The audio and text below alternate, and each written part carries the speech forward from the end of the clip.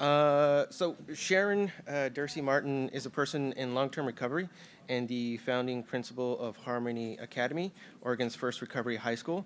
Sharon also serves as the board of secretary for the National Association of Recovery High Schools. So Sharon, I'll let you take it.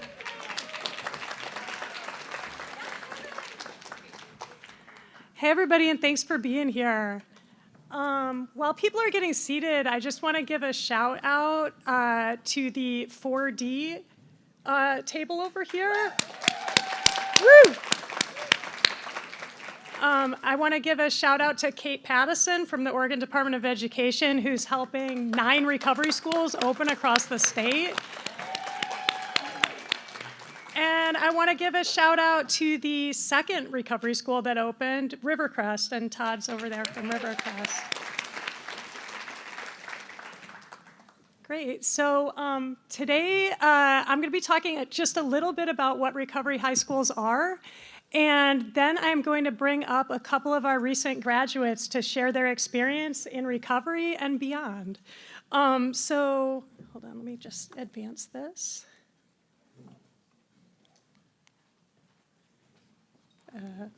One second. There we go. So I'm just going to give a brief overview of what a recovery high school is. But before I do that, could I see a show of hands if you have heard of recovery high schools? Yay! I've got to say I was here at this symposium last year, and the amount of hands was a lot fewer last year. Not as many people had heard of us. So for anybody that hasn't, what a recovery high school is, we meet with kids who are interested in changing their lives, basically. And so they want to get into that process of change where they learn how to live self-directed lives, improve their health and wellness, and reach their full potential, which is the SAMHSA definition of recovery. Kids choose to come to our schools. They don't get sent there. You can't get, caught with a little bit of weed and end up at our school. You choose to come. And we've had 286 students enroll since 2019, which is a big deal.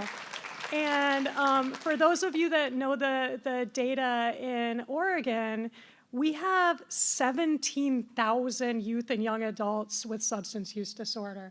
So while I'm really proud of the work we're doing, there's a lot more work to do, and I feel like recovery high schools have a big role in that.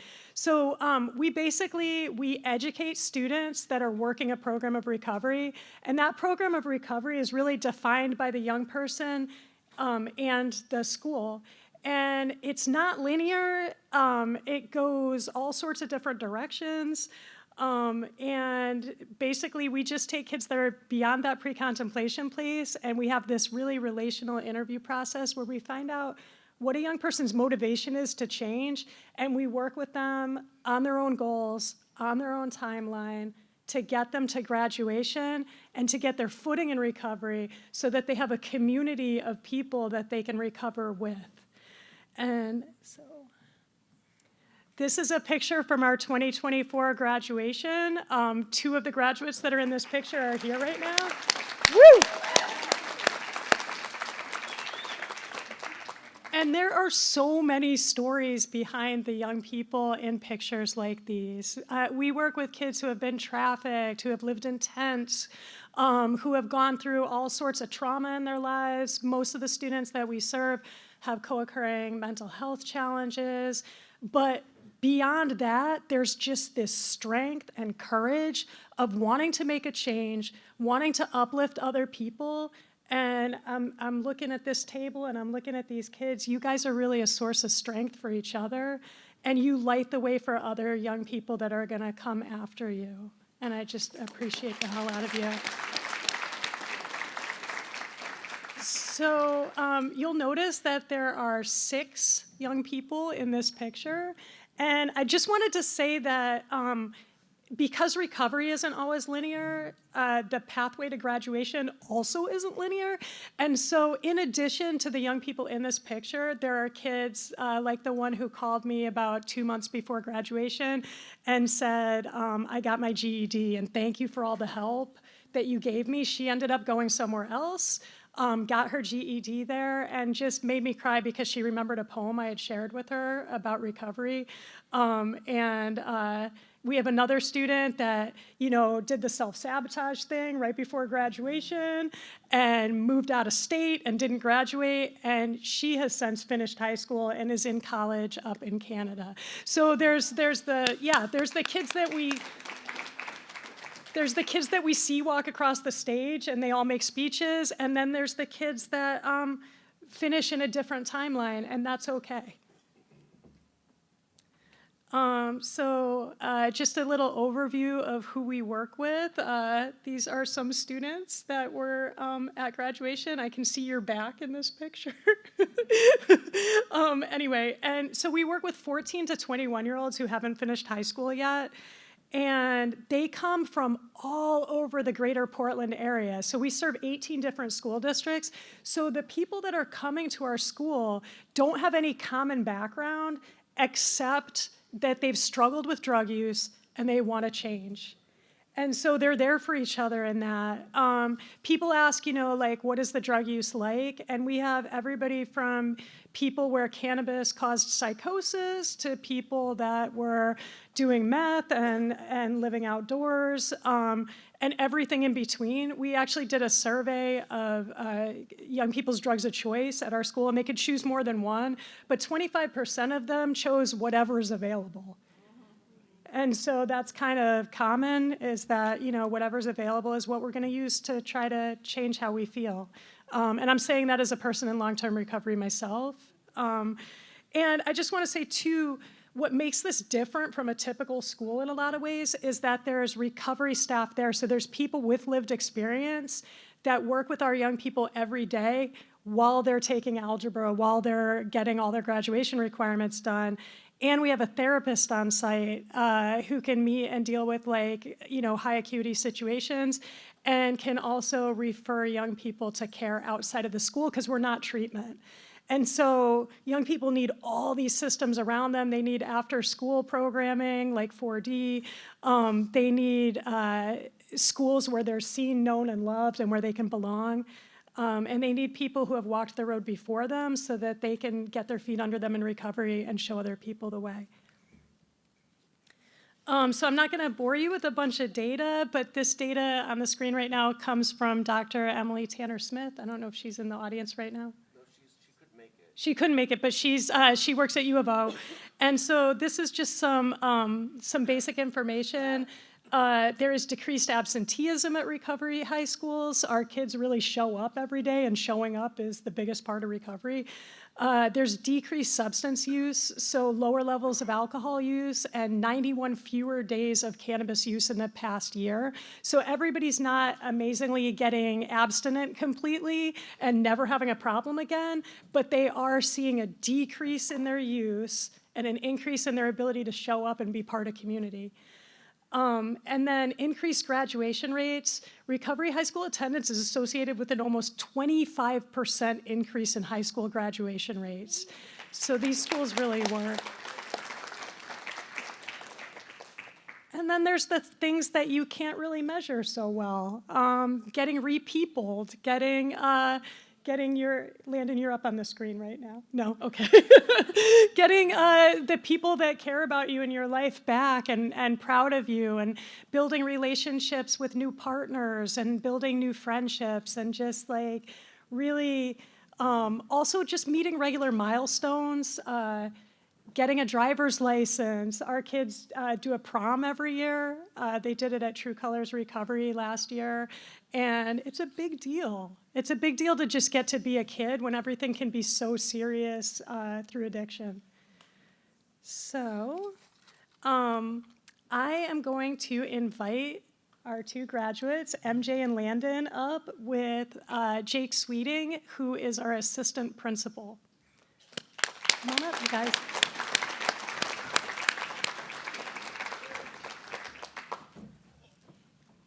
Okay. So I'm going to start with, hi MJ, hi Landon. Is that live? No. No? You got it. You got it. Okay. So the first question I have is just the general what it was like question. So MJ, if you could share where your drug use took you, what it was like when you were using. Um, Sorry, it's kind of hard to keep my You can butt up here. There you go. You can stand if you want. Can you go into a little more detail with the question? Sorry.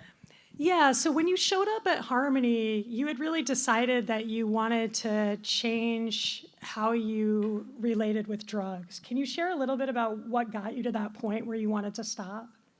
One morning I woke up and I just felt really bad about what I was doing, and I really didn't like the way that I treated my mom, and I think that was one of the huge factors that actually made me stop it.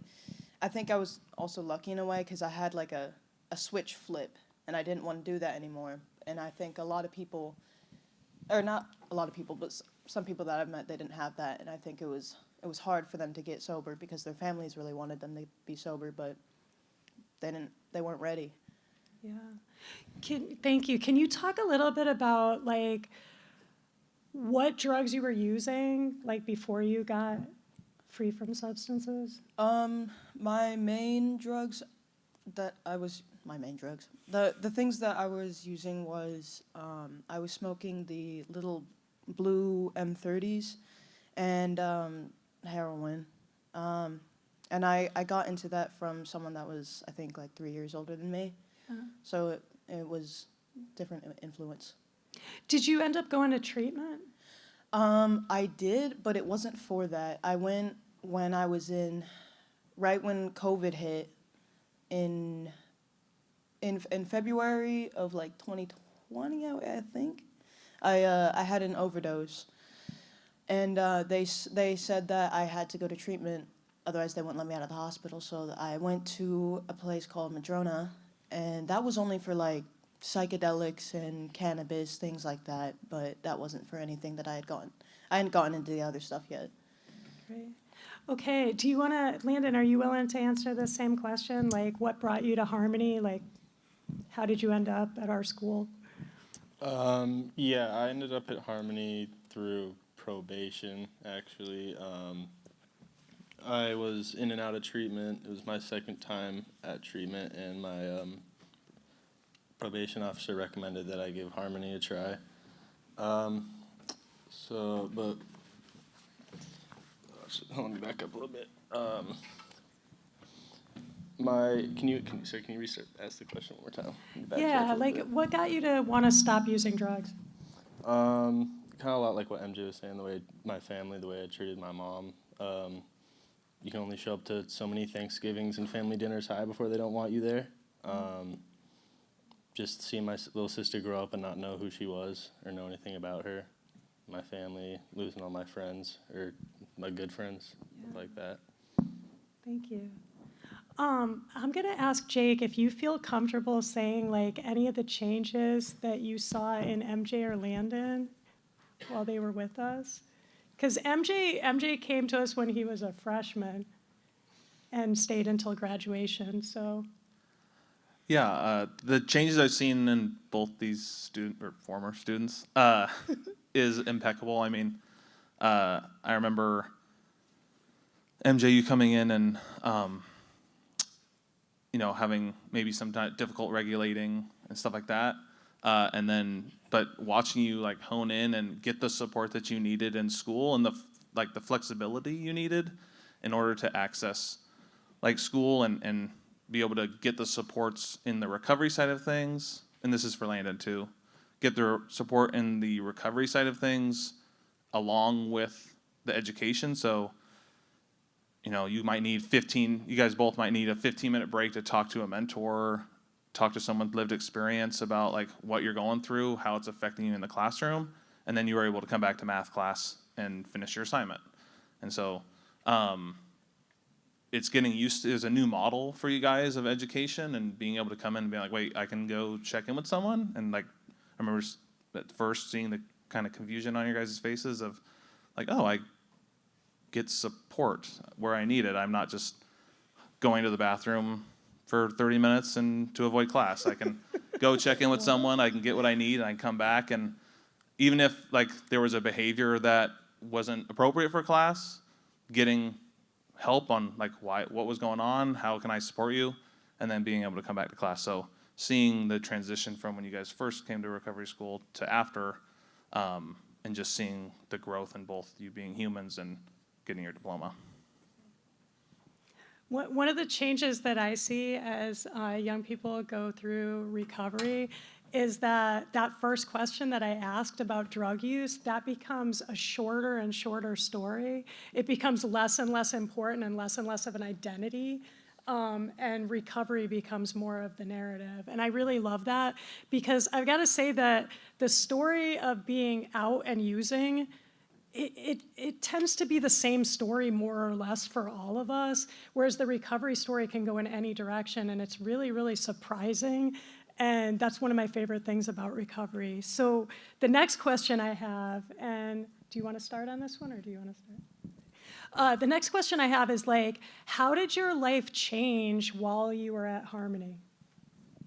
My life improved a lot when I had the Harmony. I was multiple years behind in school, and by the end I was able to graduate early. I'd stayed till the end just because I wanted to.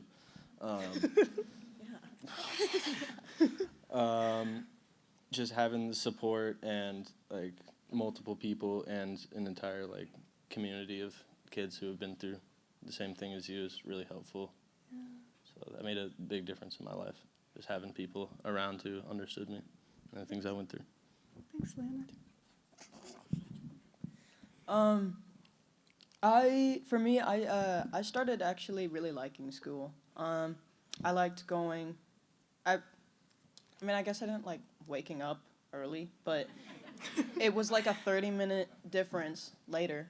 The start, we started at like 9. Yeah. So that was nice.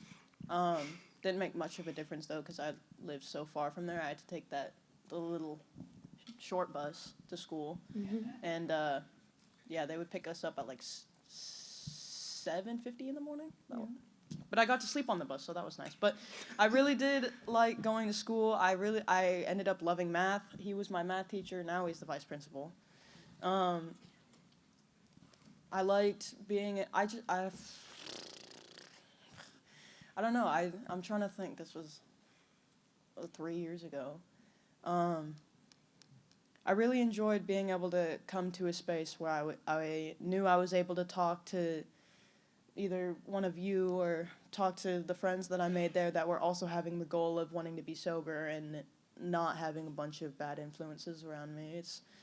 I don't know, I felt very, it was freeing in a way. Thank you. Can you share a little bit about like what behavioral health or recovery supports you had along the way? Was it mostly just the school, or did you go see therapists? Did you go to meetings outside? Did you join 4D? What did you do? My first year, freshman year, we had this man named Garrett, and he would pick us up on Thursdays and take us to the Alano Club, and that's when I was first introduced to like NA and AA. And then the next year, I believe, is when 4D Youth Recovery Center opened up, and that's when I started going there. And that was awesome. They had like video games there and stuff, and it was like free. And that was really nice. Being able to go to a place and like actually do things with other people that are not intoxicated or any of the sort. And we had people called Sources of Strength come to our school. They, I think they talked about that here, Yeah. Sources of Strength. Funny enough, I work for them now. I graduated this.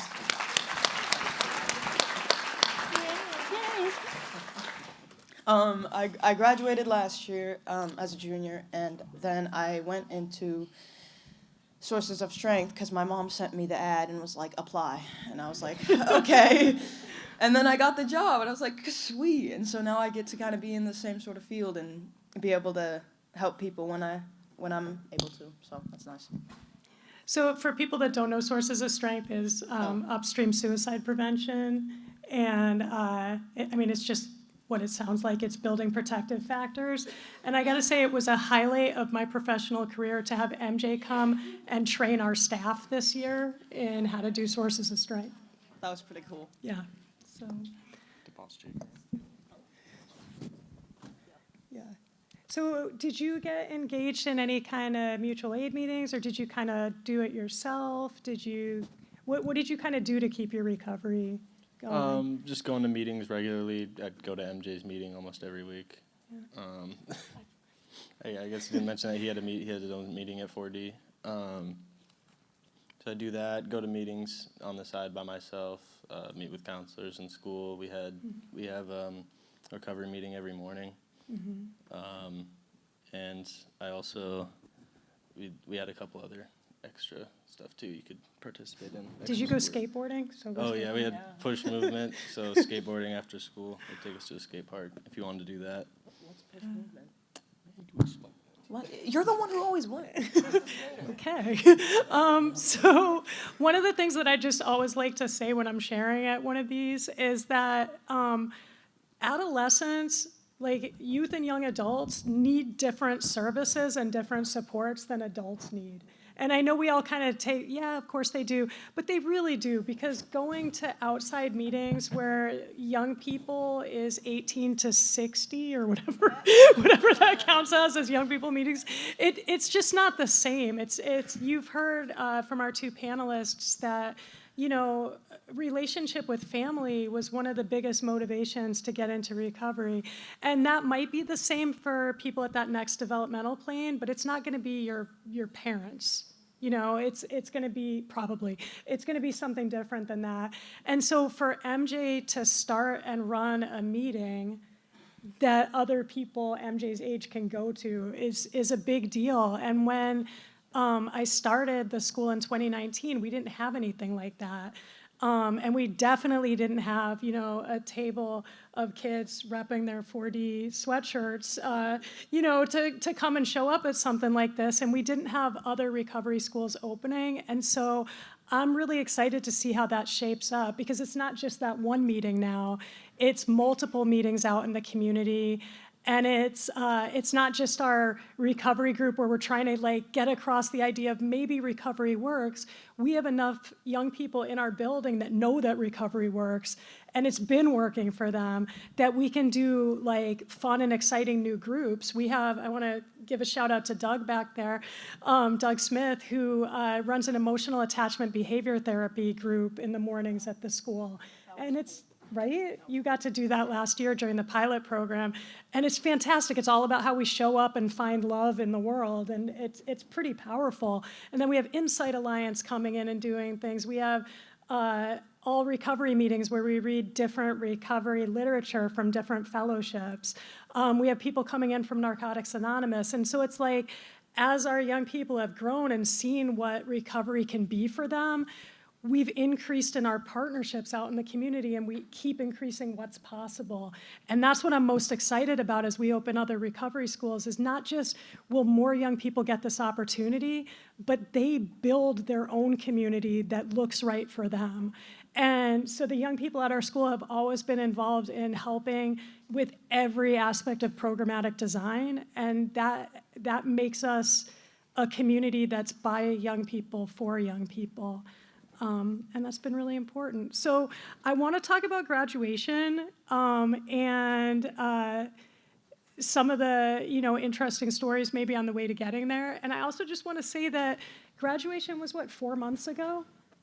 So yeah, July, August, September, October. Yeah, about 4 months ago, y'all graduated. So that's not that much time. So I just kind of want to hear about what was it like to graduate first? What did it mean to you to graduate? Well, I don't know. I thought I was going to be cool as shit and do my speech and then graduate and be yeah, I'm out. But I started crying. On the podium. And I was dang, I'm leaving my whole community. What the heck? But it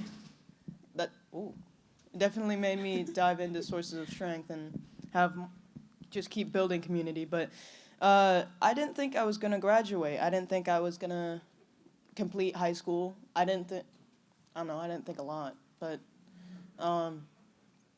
it meant like the whole world. It meant the whole world to me. And I got to graduate a year early, so I didn't have to do senior year, and that was great. That was great. Yeah. What do you mean to you? Graduating meant a lot to me. I didn't really attend my first 2 years of high school, so being able to, or have the option to graduate early, meant a lot to me. I've always hated school. Did it my whole life the best I could to attend it the least I could, but for some reason at Harmony, I didn't want to leave at the end, which kind of made me mad because I was looking forward to that day for 12 years, I guess, and now I hate it. But sorry, what was the question? What did graduation mean to you? I think Oh, you're yeah. kind of I think answering it. Yeah. And then what were your plans after graduation? Because I know you got a scholarship from the Rotary Club. How did that come about? Yeah, I want to start taking classes at Mount Hood Community College. I was going to start this fall, but I had living situation issues, so I'm going to start in the winter. Yeah. Do you think that I'm just gonna say it. I'm not even gonna ask you. I think there needs to be more sober housing for people. I think there needs to be more options. Because you can have a scholarship to go to school, but if you don't have your living situation taken care of, you're going to need to address that first. And I think there needs to be a lot more, it's something that I can work towards, but I'm kind of limited by being the principal of a high school. And so graduation is kind of our end point naturally. And we call and check in on people, but I'd really love to see that warm handoff come up where I know that U of O has collegiate recovery and some other schools have collegiate recovery, but sort of that next step developmentally, like where can we get together and keep that sense of community going, because it's kind of an insular little experience to be at Harmony where there's 45 kids to 60 kids. There was only 15 or 20 when you started, yeah. Right? And you got to be a trailblazer that way. You got to be a trailblazer because you got to kind of define what it was going to look like. Like it still feels like you created a lot of the school. Yeah, yeah. So Jake, do you want to share anything about like what some of the obstacles are you see to graduation? Yeah. And kind of what it means to you to watch the kids graduate? Oh, yeah. Yeah, I mean, we see a lot of students come in, I think 100% of students that come in are disengaged. By the technical definition of technical. disengagement. Yeah. Yeah. There you go. And so to see the students like work with them and get them the support they need to realize, one, that they can graduate, and then two, what graduation could look like and what comes after. So I know our school counselor works with them a lot of finding programs that they're interested in, finding programs that they have goals, personal goals of working towards, and so like working alongside the students and with the students instead of saying, oh, well, look at this program. It's, hey, like, what are you interested in? And having them kind of lead their own path towards what they want to do. And then in terms of what it means for them to graduate, so I mean, just a little background, as I was these guys' math and science teacher and special ed case manager for the school for 3 years. And so being able to like see them in pretty much every space and see them work hard and kind of against the odds of the support that they need and like beyond the school, and seeing that grow from when MJ was a freshman to these both graduating. And seeing the support grow, kind of what Sharon was saying, like their community growing, it means the world. The hard work that these two have put in and all the students put in, I mean, you guys, I'm sure, know the behind the scenes stuff. And to see them reach that goal is, I'm a person that doesn't have a hard time speaking, and I just lose my words about how proud I am of them and of our students, because they're leading the charge. They're leading themselves, and it's an amazing honor to get to see them work through their goals. So. Oh, thank you, Shake. Yeah, that's beautiful. I just want to, I don't know why I didn't say this in the beginning. Is this the biggest group of people you two have ever presented to? No. Okay. You presented to a larger group? Okay, good. Okay. So I have another question. Just like, I know there's not young people just starting out recovery in the room right now, but if they were here, what advice would you give to somebody who's just deciding whether or not they want to stop using?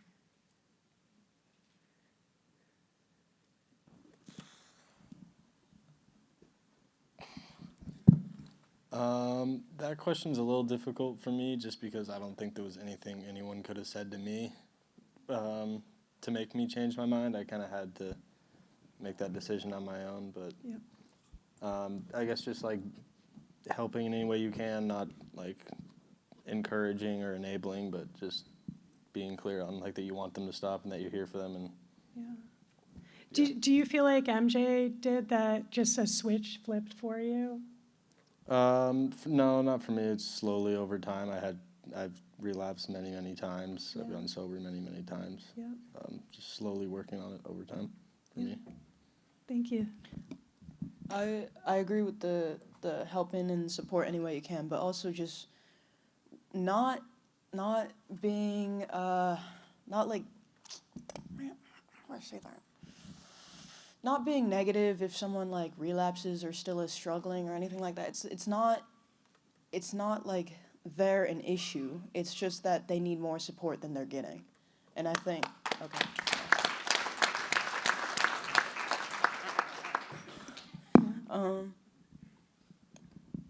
I don't remember what I was saying, sorry.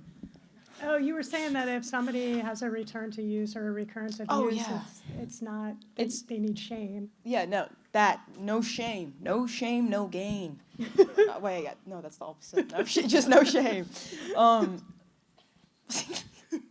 But for someone that's getting sober that's also like youth, I would most likely just be like, come to my meeting, and then hope, Yeah. pray for the best. Yeah. I mean, it's not like I can't change someone's mind. I can't make them do anything they don't want to do, but you can give them outlets and comfort and support.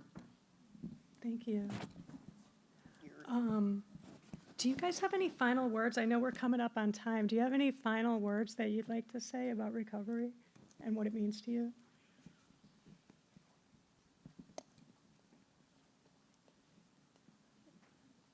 I have 3 years and 7 days.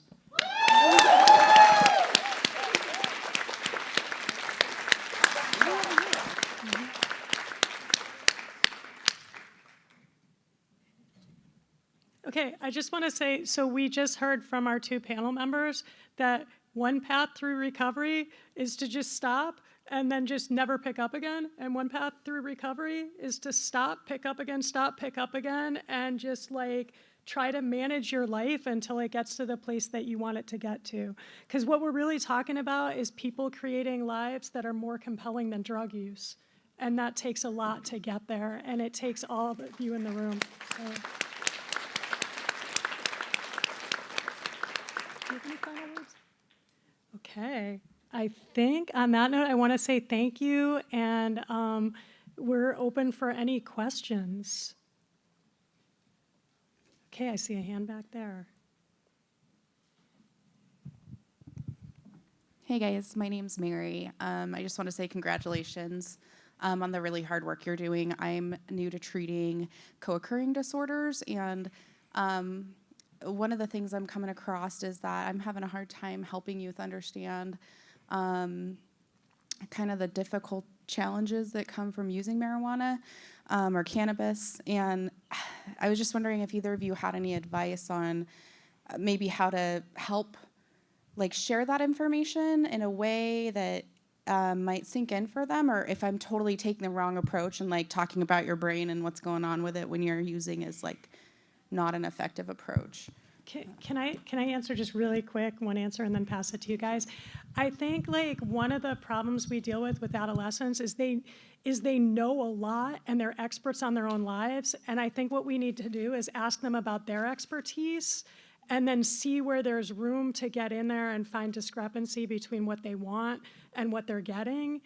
And I just want to say we started using curriculum from Dr. Collier, who Robin knows, and that was brain-based and that did really help, but we combined it with what is your experience and how do you reflect on this, which is a different approach than trying to educate young people. Does that make sense? Do you have anything you want to say about cannabis?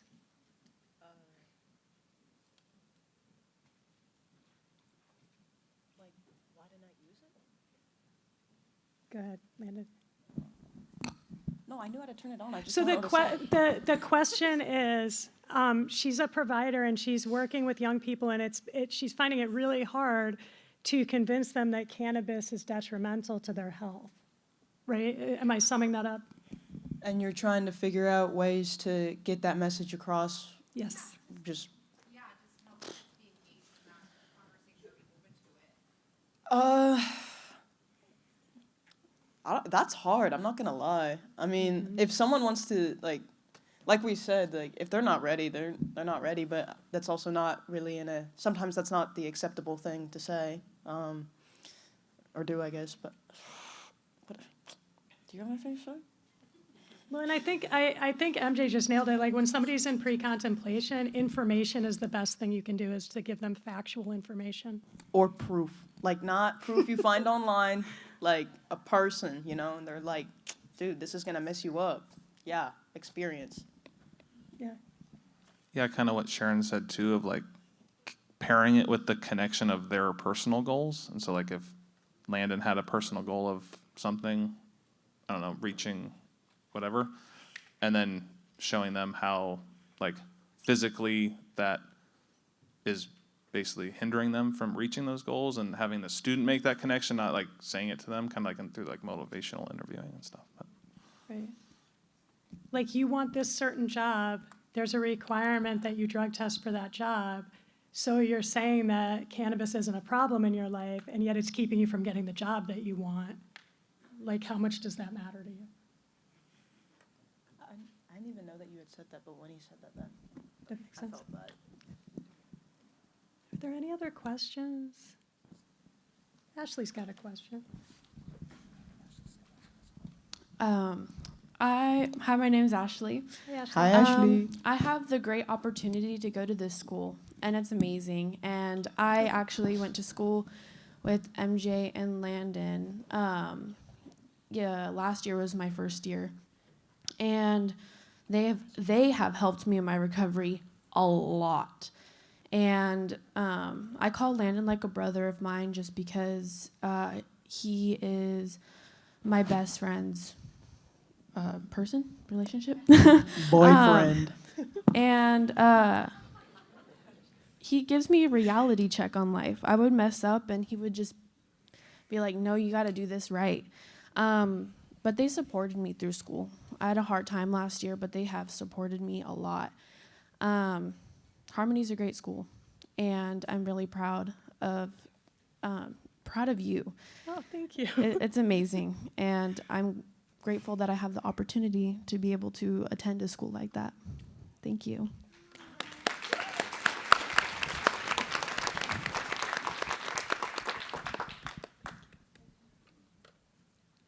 There's a hand over here. There's a hand over there.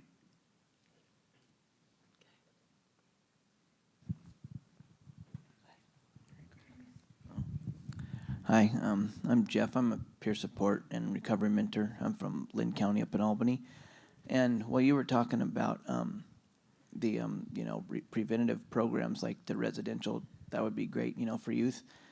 And I was talking to Anna earlier, and when one of the things, the story came to mind, something I heard a long time ago, is that, well, it doesn't matter how much money we have to spend on hospitals or residential treatment, it's worth it. It's better than, do that at the top of a cliff than putting ambulances at the bottom. Mm-hmm. So I think that, that's just great. I don't know if you're having a problem with that as far as funding, but I guess that's something else that we can ask the representative for. But I thank you. That's all. Thank you.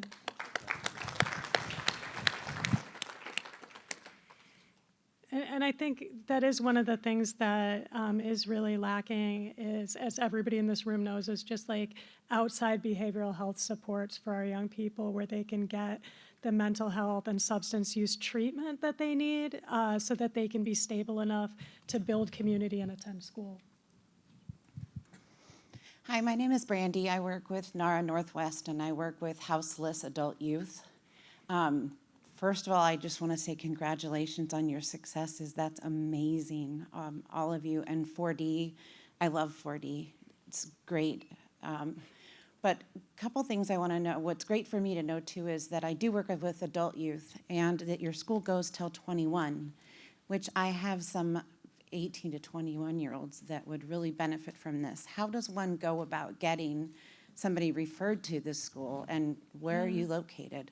Okay, so 2 great questions. And so all anybody needs to do is call the main office of this school or email the office email, and I can give you both.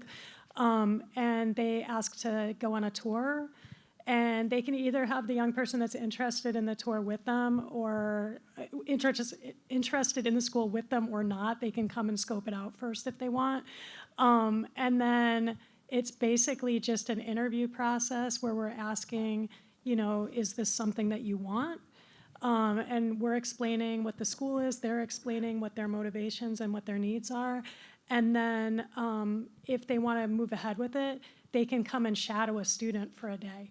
Oh, that's And so they awesome. can just like, no pressure, be a Harmony student for one day, and then they get to decide. And from the point of that decision, it's less than a week that they could be attending the school. We provide free transportation to the school to Wow. anybody in the 18 districts that we serve across the 3 counties. We have free breakfast and lunch. And yeah, the only requirements really is that a student wants to go to the school, they choose it. They haven't finished high school yet, and they're under 21 years old, and they're past the pre-contemplation stage of use. Mm-hmm. So they won't change. And where's the school located? Oh, sorry. That's okay. So the school is on the old Merrillhurst campus. It's in Lake Oswego. It's like Okay. really a beautiful campus, and it's tuition free. And so do you provide transportation from Multnomah County? Yes. Wonderful. It's free transportation door to door, unless somebody's in the Portland Public School District catchment. And then thanks to Mary Crow there, partially, mostly. We have school buses. They were referring to the school buses before. Little yellow ones, The little yellow they school said, yeah. buses that bring you right to the school. So, Thank you so much. I yeah, appreciate it. Thank you for asking.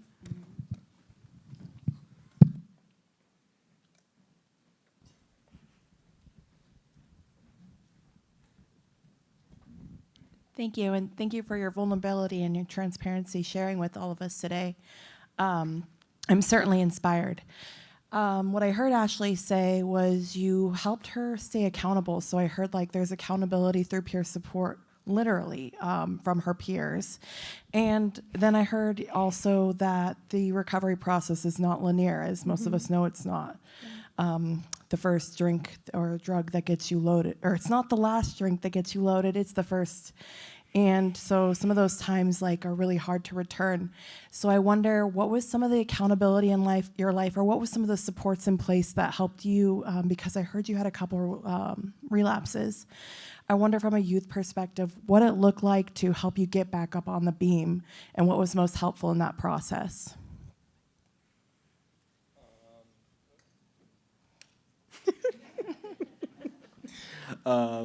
Probably mostly just like my peers, meetings, stuff like that. Can I ask you a tough question? Go ahead. Did juvenile justice help or hurt?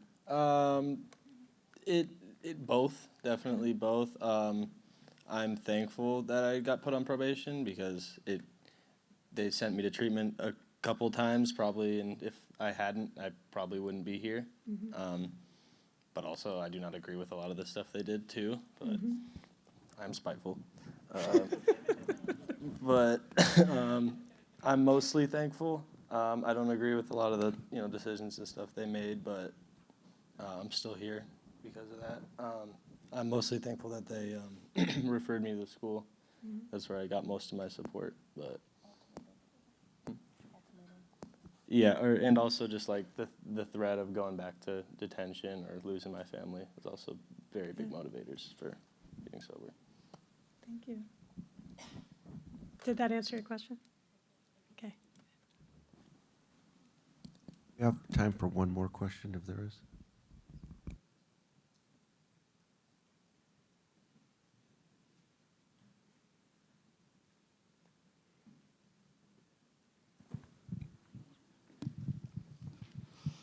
Hi, my name's Eva, and I'm peer support for Marion County in Salem. Are we going to get any schools in the Salem area?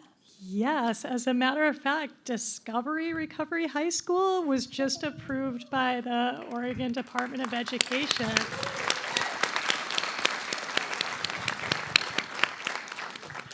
That is our third one. Do you want to say anything, or? Just if you have questions, you can talk to me. Yay! Yay. Thank you. Is that it? Okay. Hey, thank you everybody for listening to us, and I look forward to the next youth panel. Thank you.